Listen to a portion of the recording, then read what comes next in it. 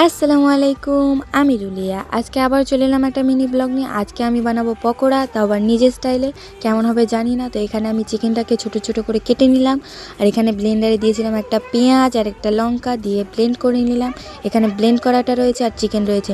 এবার চিকেনের ওপরে দিয়ে দেবো লবণ, পরিমাণ মতো দেবো, তারপরে দেবো হলুদ অল্প করে, তারপরে দেবো লঙ্কা গুঁড়ো।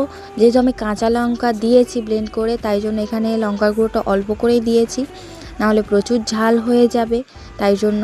তো এখানে তারপর দিয়ে দিলাম আদা রসুন বাটা, যাতে চিকেনের স্মেলটা না থাকে। তো এখানে সব কিছু দেওয়ার পরে এবার মাখাবো ভালোভাবে।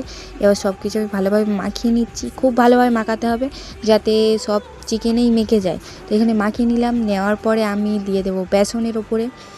বেসন তো দিতেই হয়, যেহেতু পকোড়া বানাচ্ছি, তো এখানে অল্প করেই বেসন দিয়েছি। তো দেওয়ার পরে এটা মাখানো হয়ে গেছে, চলো এবার এটাকে ফ্রাই করি। তো এখানে কড়াইতে আমি দিয়ে দিলাম তেল। দেওয়ার পরে তেলটাকে ভালোভাবে গরম করে নেব। সবই তেল দিয়ে দিলাম, পকোড়া বানাতেও তো একটু তেল লাগে।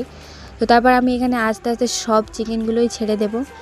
দেওয়ার পরে এবারে ভালোভাবে হালকা আঁচে আমি এটাকে ফ্রাই করব, অনেকক্ষণ ধরেই করব, হালকা হালকা করে। এই দেখো সব হয়েও গেল। তো এবার এটাকে তুলে নেব, মানে বেশি ফ্রাই করিনি, না হলে খেতে ভালো লাগবে না, তাই জন্য অল্প করে লাল লাল করে ফ্রাই করেছি।